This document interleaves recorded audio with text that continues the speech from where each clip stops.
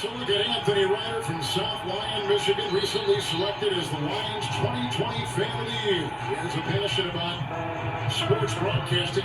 With the 112th selection in the 2021 NFL Draft, the Detroit Lions select Amon-Ra St. Brown, wide receiver, USC. One pride, baby! Yeah!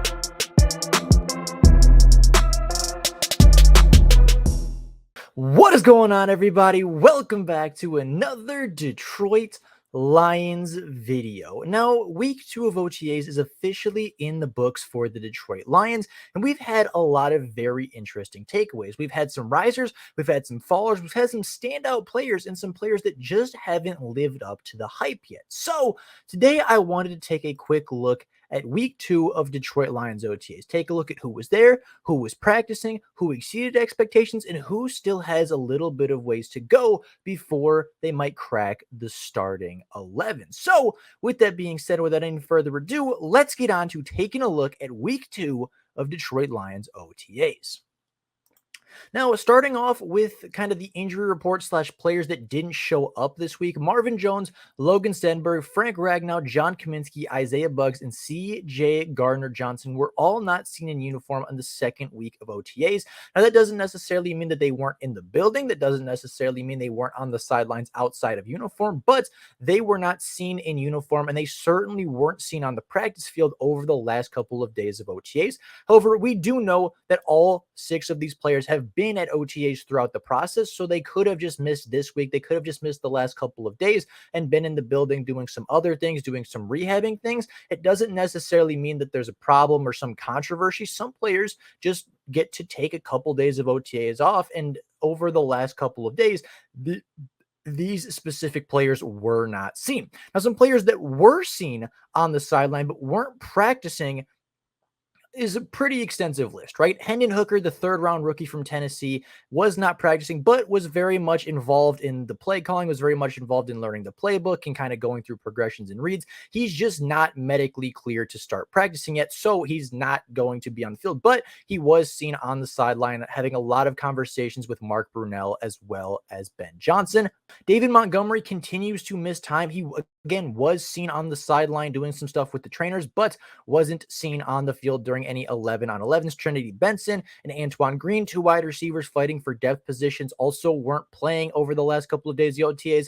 Halapaloe Vaitai has missed the last couple of days of OTAs, potentially with rehab, or again, just potentially one of those veteran things where you don't need him to be training yet, so he's just not on the field.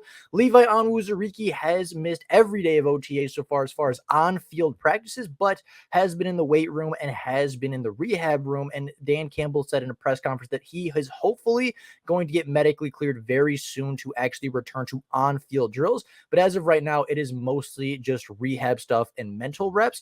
Malcolm Rodriguez, alongside David Montgomery, has not returned to practice since they both left last week's OTAs with an undisclosed injury, as well as Emmanuel Mosley, who is recovering from his torn ACL a season ago, still rehabbing, as well as Chase Lucas, the 7th-round pick from 2 drafts ago at this point, also was not seen on the field, but was seen on the sidelines working with the Detroit Lions DB coaches, as well as a defensive coordinator, Aaron Glenn, to get a lot of mental reps in while he wasn't physically able to perform on the field.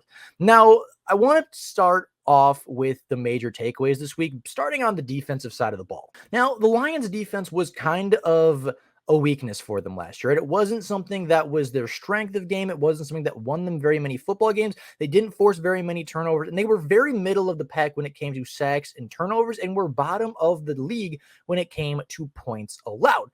Well, so far this offseason, so far this preseason and throughout OTAs, the Lions defense has been phenomenal. They have forced a ton of turnovers, including just this week, C.J. Gardner-Johnson, Kirby Joseph, Brady Breeze, as well as Ifeatu Melo-Fon, all walking away with interceptions in 7-on-7 as well as 11-on-11 drills. And there have been a lot of big plays from this defense with crucial pass breakups, with crucial pressures and pass rushing, as well as just a lot of really good team defense being played by both the first string and the second string rushing defense. However, that doesn't mean that there aren't some offensive standouts, and there are a lot of offensive players that have been risers so far. Talking about the risers of this week's practice, Jahmyr Gibbs continues to impress. He is a player, of course, being the 12th overall pick in the 2023 draft, is already taking first team reps with the offense and looks phenomenal while doing so. He is such an explosive rusher. He brings a lot of energy to the rushing attack, as well as being a very natural and fluid wide receiver from the slot, from the backfield, and being just an all-around true offensive weapon for Jared Goff and the offense to utilize. Now, St. Brown, it's hard for St. Brown to really impress, right? It's hard for Amon-Ra St. Brown to be a riser in minicamp when he's already a star on the football team. But from everything that I've read, he has just been by far the best player at OTAs, the most consistent, the most consistently good, just the overall best, making the biggest plays, being on the best connection with his quarterback. Like everything that you'd want to see from a wide receiver quarterback combination, you're seeing right now out of Amon-Ra St. Brown and Jared Goff. So I had to put him on here, a little bit of a special favoritism thing for Amon-Ra St. Brown. But as I said, he has been the most consistent and best player on the Detroit Lions offense throughout the entire preseason of OTAs. Ifeatu Melifonwu was also making quite a big impact. He's taking a lot of reps with the first string defense, with Tracy Walker not yet available for the 11-on-11 and 7-on-7 drills. He has picked off Jared Goff at least once, as well as having multiple pass breakups. He had a little bit of a scrimmage. He had a little bit of a fight, a little bit of a skirmish between teammates. Him and some of the other wide receivers kind of got into it during OTAs last week. However, his on-the-field production has been really good so far for the third-year cornerback / safety. And from what it seems as though he's going to be used kind of as an in-between player, somebody that can play free safety as well as boundary cornerback. He's been taking reps at both, and actually so far has looked really good at both. Now Parker Romo has also been incredibly impressive. The kicker that was signed by the XFL and brought into the Detroit Lions via the XFL just a few weeks ago has been incredible. I believe they said hit 4 of 5 from beyond 50, and the only kick that he missed was a 63-yard kick that he had the leg for, just kicked it a little bit and pushed it a little bit too far to the outside. He has been winning the kicking battle so far and has looked really good, not only as a consistency kicker, but as a deep range kicker as well. As I said, 3 of 4 beyond 50, which is something the Lions haven't really had since Matt Prater was their kicker several seasons ago. Now, Derek Barnes has made a lot of first team reps over the last couple of days, and him and Alex Anzalone have actually been the starting linebacker duo with the absence of Malcolm Rodriguez, with Jet Campbell still taking a lot of second team reps through OTAs. Alex Anzalone has come out and said that Derek Barnes has taken massive steps in year 3 so far and is carrying himself as well as leading the defense like a veteran linebacker should be.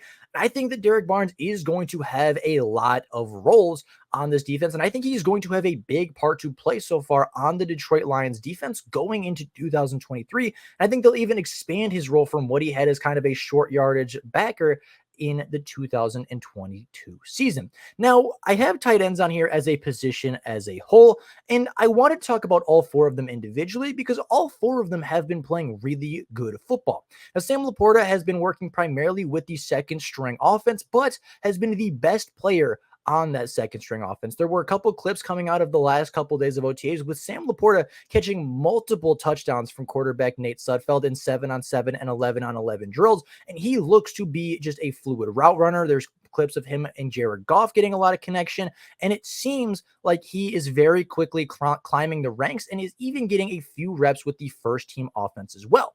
However, James Mitchell, the 5th round pick from a season ago, is actually the player taking most reps with tight end 1 right now and building that connection with Jared Goff. A player that last year missed OTAs and missed training camp due to his ACL recovery, James Mitchell caught 12 passes on 12 targets last year for just over 112 yards and 1 touchdown through the air. He was somebody that very clearly had a lot of talent in the receiving game, but didn't quite have the connection with his quarterback.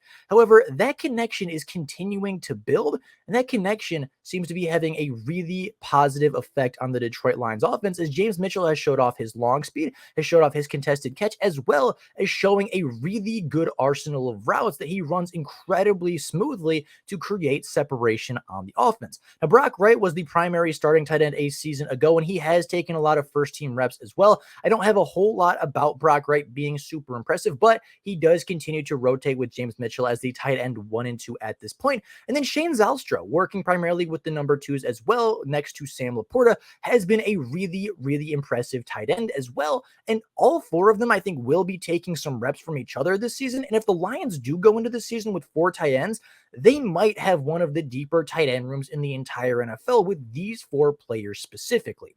Now, of course, OTAs is not all good. It's not all positive. There have been a couple players that have been falling down the depth charts.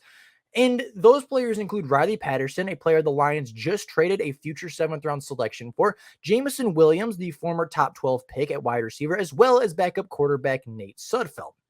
Now, I'm not going to go out and say that we wasted a pick on Riley Patterson. I've seen a lot of people, even a lot of articles saying the Lions wish they had that 7th round pick back.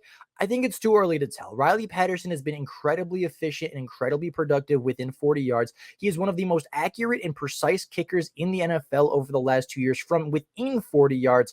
And I think that consistency is going to be a big part of his game throughout the preseason and a big reason why he could win the kicking battle. But as I said, with Romo being really good from distance and being really good in the second week of OTAs from even a short distance as well, he does have the slight edge as of right now. Now, Jameson Williams, I wouldn't say is necessarily a biggest faller in this OTA series, right? We've talked about the struggling offense. We've talked about the chemistry with his quarterback. We've talked about, the drops so far. And even though he wasn't great at OTAs in week 2, he was better than week 1. The chemistry was a little bit better with Jared Goff. The hands were a little bit better, but it's not to the point where I think he's going to be an elite wide receiver yet, right? The drops are still a concern. The chemistry is still a concern. And with every passing week that you get closer to the preseason and closer to the regular season, that chemistry is going to be more and more impactful every single day. So until that chemistry is where we need it to be, I have a feeling a lot of people are going to be incredibly harsh on Jameson Williams and are going to continue to have him as a faller, even though he is potentially getting better. If he's not to the point where he needs to be, I think there's reason to be concerned. Now, Nate Sudfeld is the 3rd player that has really not lived up to the hype. He had a really good first couple of days of OTAs, but over the last couple of days really hasn't been great. Threw a couple interceptions, threw a couple late passes that would have gotten his wide receivers hit in a live game. And from what I've heard, there is a pretty good chance that potentially Adrian Martinez could potentially be sneaking up and taking a couple quarterback 2 slots. Obviously, Hendon Hooker is not healthy, so the battle for QB2 right now is between Nate Sudfeld as well as Adrian Martinez. And I think Adrian Martinez looking really good with the 3rd team, building a really good connection with Antoine Brown and some of those 3rd-string wide receivers, could be sneaking up on Nate Sudfeld if he doesn't pull it together and start having some good days at practice. But with all that being said, that is all I have for you guys today. Those are the risers and fallers. Those are the performers and the letdowns of OTAs week 2. Let me know down in the comments below how you feel about these takeaways. What players are you excited to hear about? What players are you disappointed to hear about, and what players do you want me to keep an eye out for in week 3 as mandatory training camp as well as the 3rd week of OTAs approach? So be very curious what you guys have to say.